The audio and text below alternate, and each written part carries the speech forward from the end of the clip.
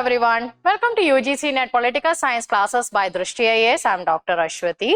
Students, I have a very important information to share with you people. Our next batch is starting from 10th of July. So students who are interested to take our course, for more information, they can check out the links given in the description box. So in continuance with our lecture, in the last class, I have taught about a 19th century for English philosopher John Stuart Mill. In this lecture, I'll be dealing with a 20th century female philosopher and her name is Hannah Arendt. She's a very important political thinker, students. Every year, after this philosopher has been added to the syllabus, we are getting questions. Every year we are getting, in every UGC NET examination, we are getting a question from Hannah Arendt. Either they are asking her important works, her important philosophical phrases, concepts and many other things. So it's very important, students, to understand about Hannah Arendt. Hannah Arendt, this is a photograph, okay? Just get familiarized with her. And previously in our syllabuses, she was actually taught more in terms of in the concept of power and on totalitarianism, revolution. Now she is being part of various syllabuses. It's because of the fact that her contribution towards political science is immense. The way she has understood about the changes that were taking place in the early part of the 20th century, we can say that till the mid-20th century, like how it actually impacted upon the population, and she was actually a person contemporary to that of the two world wars. So it's very important to understand about her. And there is one interesting aspect that in order to understand any political philosopher, you have to first understand the conditions or the prevailing situations to which they were dealing with. Apart from that, we have to understand that how they influenced others, and these political thinkers, like how they were influenced by certain thinkers from their past. So it's very important, like who influenced them and how they influenced other thinkers. It's very important, students. Hannah Arendt was born into a German Jewish family. By this term itself, by this line itself, I'm sure that you must have got some or the other idea. She studied philosophy under two major existentialist thinkers. One was Karl Jaspers and then Martin Heidegger. These two political philosophers left a very deep imprint in her thinking. So she was influenced by these two thinkers. With the rise of the Nazism under Adolf Hitler, like her, there were many Jewish families, they were forced to flee from Germany. It was because of their anti-Semitism and their, they had this tendency of, killing, as well as, this Adolf Hitler, when he came to power, he himself started, kind of what we call it as, stereotyping the Jewish community. Apart from that, they, later on, in later stages, this Jewish community had to face the structural violence also under Nazism. Nazism is an ideology associated with Adolf Hitler. And Adolf Hitler came to power after the conclusion of the First World War. And in the 1930s onwards, he became quite powerful enough.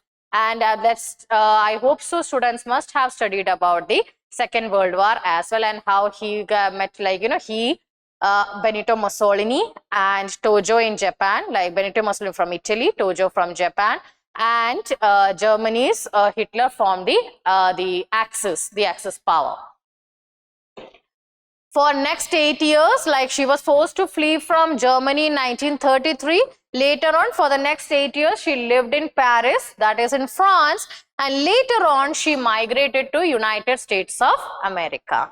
And in America, she worked with many of the Jewish communities or Jewish organizations, because there was a large migration of Jewish population from that of European countries, especially in those countries where Hitler was actually trying to set his influence and domination. So Jewish communities, they started migrating to to different parts of the world, and one of their favorite destination was obviously United States of America, and by the end of the 1940s they actually left for Israel as well.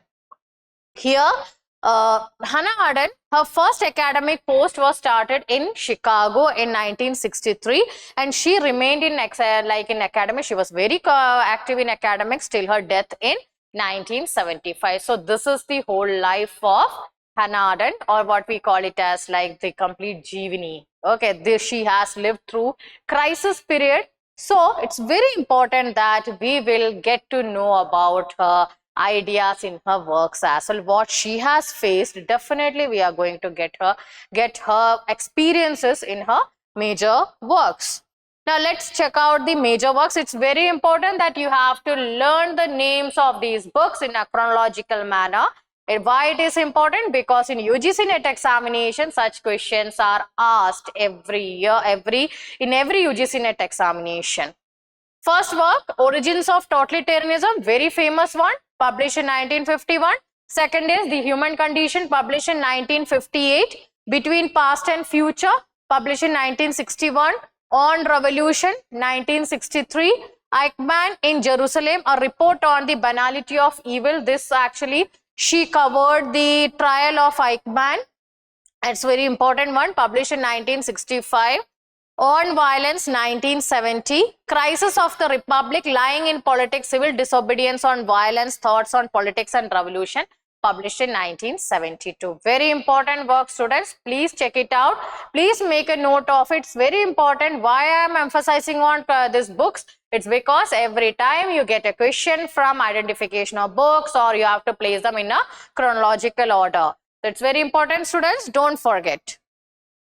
Next, The Origins of Totalitarianism. She mentioned about two types of totalitarianism in her work. One was Nazism by Adolf Hitler, to which she was directly affected, and second one was related to Stalinism in USSR, and Stalin was the second leader after Lenin. So USSR leaders like Lenin, Stalin, Nikita Khrushchev, Brezhnev, then after you have Gorbachev. So this is the order. So Nazism and Stalinism as the major totalitarian political movements of the first half of the 20th century, she has claimed in her famous work. In her view, totalitarianism was the result of the decay or the decline, or let's say that the disintegration of the traditional sense of nation state. Why? Now you can understand here that expansionism was there. Then after, how extermination of certain population was mandated by Nazism and Stalinism. Stalin, he also led this purges. Purge means that completely termination of a population. Whosoever stood against him, all such voices were silenced, or they were killed, maimed, they were tortured to death. Now, here you can see that totalitarianism, her idea was actually more on totalitarian ideas, that how it led to the creation of two Frankenstein monsters, we can say, like Nazism under Adolf Hitler, then after under Soviet Union under the Stalin. So Joseph Stalin, he also has done violence against people. Similar way, Nazism also targeted the people, like let's say that this Jewish community came at the first hand, they were targeted, and then after this Nazism had this influences of what we call it as like they were highly xenophobic. They had this issue of how they created the base of their politics on the basis of hatred. Persecution was there, stereotyping, and it was just about, you have to create a hatred towards one community was considered as a very important feature of Nazism. The Human Condition, another important work by Hannah Arendt, in which we find her arguments on modernity. She is of the opinion that the traditional value systems has got a big blow under modernity.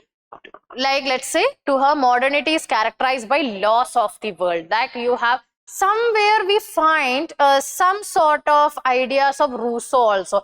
Like Rousseau also talked about noble savage. Like he said that when people were in state of nature, that was a complete blissful life. Later on, when there was an invention of iron and corn started taking place, people started coming together as community, they started living. Then after, you have like growth of industrialization, which created inequalities. That was the idea by Jean-Jacques Rousseau.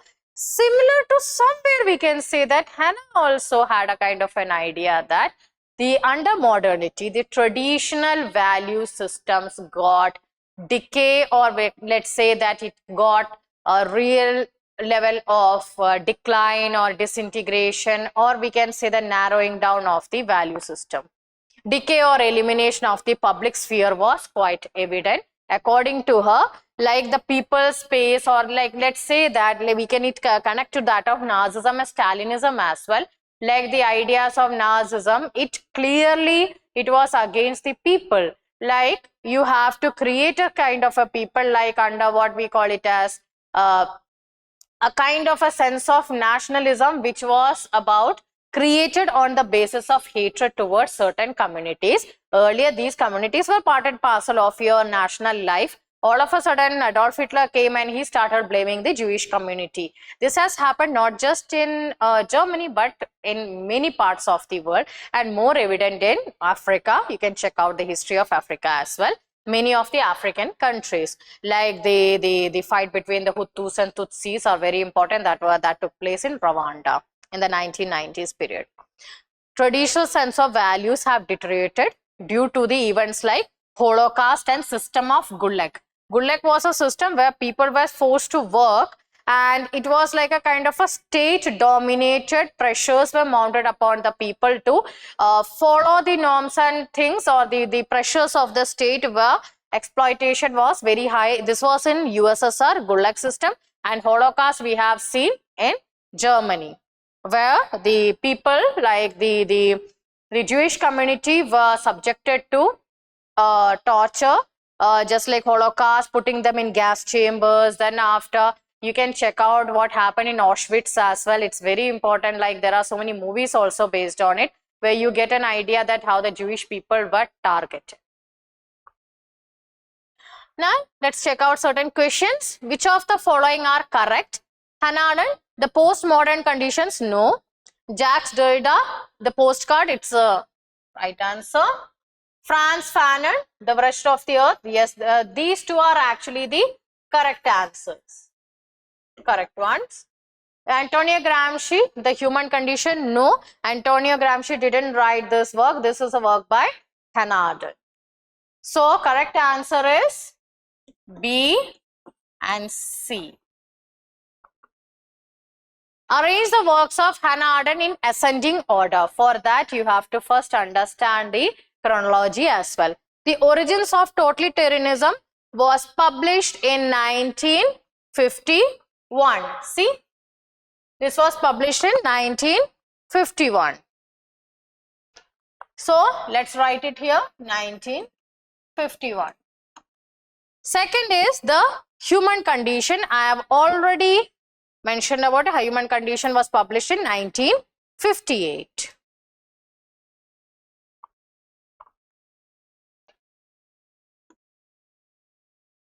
On revolution.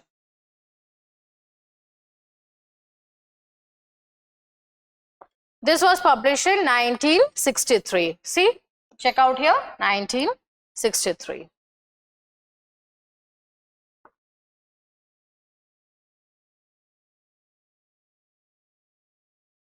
On violence. This was her published in 1970.